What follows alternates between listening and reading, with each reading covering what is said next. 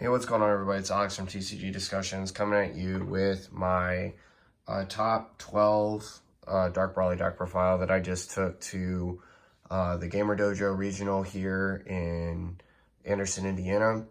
There were 64 people, 6-round event. I went X2 with this. I lost to Fresco, who's a sponsored PPG Expo player in Michigan, and he was playing a very interesting Soul Striker deck that I don't think people really know about yet. It's going to be rather interesting to see that deck in the future. And then I lost to a guy named Peter who played Control Sin. And I made like a mistake in game 1 and game 2. I didn't see a super combo, so I lost. But other than that, it was a pretty clean tournament. And game 1 of my loss, of the round I lost to Fresco, I just didn't understand what his deck did because it was completely different from any Soul Striker deck I've ever seen. And then game 2, it was the best game of the day. I just came down to 1 card. So, can't be mad about that. That's what happens sometimes. And yeah, you live and learn. So, without further ado, let's get into the deck profile and I'll explain the choices that I'm going to make and some things that were good and some things that were bad about it. Dark Brawly, we all know what this leader does by now. So first thing that I want to start off with is 4 Savage Rush. It's pretty obligatory, you got to play 4 of it. It's like just the best like starter piece either to draw or have. Then we played 3 Toa of Union of Magic and Science. So with the Gogeta package being what it is, you don't rely on the Brawlies as much. And the Gogeta helps you set up your drop area so you can warp, like literally like warp your cards out, which is really good. So this isn't as needed as much. And I really like this. I thought it was really good. Really, really strong. Next, 4 of the 7-star ball. I think you need to play 4 of this. There were too many times where in my rounds, like I didn't really almost lose because of it, but it just made my games harder where I didn't see ball in the Savage Rush. And Savage Rush, the fact that there's just no way to tutor him is like the problem. More than anything, but I saw like seeing these just makes like your plays easier, so you want to play 4 of it. I think 3 or 2 is just not the right number. For our big Brawly lineup, we played 3, 3, and 3. Since we're playing the Gogeta engine, we don't need to rely on these cards as much, and we need to make space for those cards. So we trimmed all these down by 1, especially given the fact that this can be definitely trimmed down because we have Warp in Thwarting the Dark Empire and Fearless Fusion. And Fearless Fusion ignores Barrier, which is just really good. This is still the best one, but you're gonna like not see it as like, you're not going to need to see it as much as you have previously, so no need to play 4 of it, and this one just for the blocker. I'm probably going to cut one of these at least, and I'll get to that at the end of the deck profile. Next, we played what a lot of people might consider the obligatory. I am going to be 1000% real. This is probably going to get cut from here on out. The main reason I'm going to cut this is because I am tired of this play in particular and drawing this after the fact. Like, just having this thing not active in my deck at all is just a wasted resource, in my opinion. It just really is. So, I like this card a lot in this deck, but not seeing it for this package is just super annoying. So, I am probably going to cut it. And I think I resolved Heartfelt Plea like 1 time the entire tournament. Next we have 2 Thwarting the Dark Empires. Yeah, I know, Winter Stamp boys. Yeah, we were high rolling. Even Marquise McKinney said, "Oh, I see you," and I was like, "Yeah, bro, I just got my second one."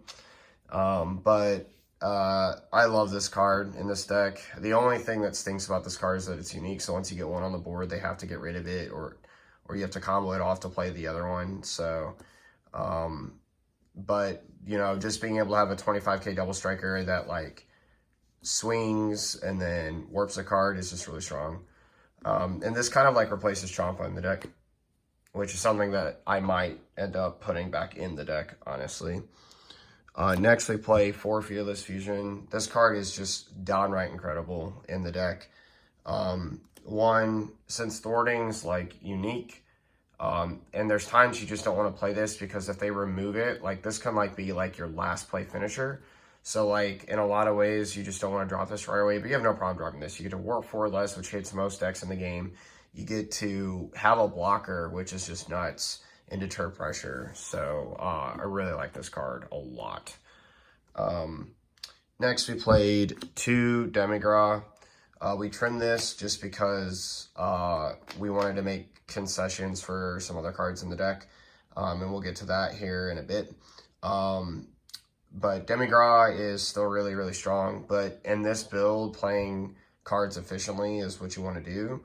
And basically, like, having access to this card is just insane plussing. But the 2 energy sometimes can just be really costly. So, you're kind of concerned about that. Then we got 3 Beyond All Limits and 3 Feigned Greetings. This is to help our Gogeta package. This card rips a card from your opponent's hand when it's used in Overrealm, and this card fetches you a between 3 and 7 from your Warp when you Overrealm it. And both of them are extremely good in the deck. Why no Thwarting instead of this card? The Thwarting Vegeta just costs an energy, and 30k critical and costing an energy just isn't my cup of tea. So, you know, being able to rip a card from my opponent's hand is really strong, and the fact that it costs nothing means that I can extend with it after I've tapped out. So, it's really good. Really, really good. And then, on to our super combo. We play 4 of the Vegetas. I finally got my foils with this. I was super duper happy. But this card's also a Union Fusion target, so it's extremely important to play this one. And then concessions that we made. So we cut a Realm Ravager because I was playing it at 4, and we cut a Demigra for 2 Broken Seal. This is absolutely fantastic in the deck. Just being able to at a key, like if you have like some established aggression on board and then stop their key play with this and then get your turn back, like it's really good. And being able to also search a ball off of it is really nice. And then we have 3 of the Son Goku True Fighting Spirits. Really good card. It's a Union Fusion target with your super combo, which is really nice. And then you can play it against decks that you know are going to play a lot of counters against you. 2 Protector of the People. I wasn't going to enter a tournament without this card in my main deck just because of aggro. It was great. It performed well all day when I saw it. So, super good. And then last but not least, we played the Sin Shenron SCR. This card is absolutely busted in this deck. It can just outright win you games, and it was really helpful. Unfortunately, there were like just a couple games where like either my opponent outed it right away when I brought it in during their turn, but it did stop their turn, so it's good, right? So, and I never did the activate main for 4 to make it dual attack double strike. I just, you know, made it, I just basically used it as like either an end game piece, like my opponent just scooped up because they saw it come down and stop their turn, and they saw it was a blocker and they weren't going to get through with the rest, and swung just big with it and then used my energy for other stuff. On the side, 1 Jiren Survival of the Fittest in case he went up against Baby, and 1 Debro Ritual at hand in case he went up against Red and had Topo. This is just like a little like cute tech against Topo. 2, Son Gohan, Changing History. Probably the worst side card in the deck, honestly, because it just was. Like, it just wasn't good. And it was, like, it was difficult. Like, the one blue player I saw, like, this just would not have come up at all.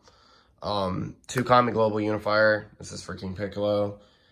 Just have a massive board wipe, ignore barrier. Bardock Fully Unleashed. This is for Dark Brawly. 2 Brainwash No More. MVP came in, won me around against King Cold. Was really good. 3 DMS, co-MVP of the side. Really, really good. Loved it, thought it was fantastic. And then lastly, 2 Protector of the People. Yeah, not a whole lot. A lot of it pretty standard, some of it pretty unique and interesting. So where I kind of want to take the deck now is I'm going to try out the, Marquise McKinney was suggesting that I try out the new Overrealm Vindicator Dark Brawly. And I think I'm going to give him a shot, do some more testing, hopefully come up with a more refined list in this one. This deck is just bonkers. I mean, if it gets any better, like if like Vindicator really does make it that much better, like Marquise said, then good Lord, watch out. Like, it will be busted. And yeah, I really think that this deck is super strong, and I look forward to continuing to play it in future events. So let me know what you guys think of this deck profile down below. I got 12th. I got a lot of good stuff. Like, I got like the new Zamasu. I got another Brainwash No More. I got, what is it? I got a Brawly.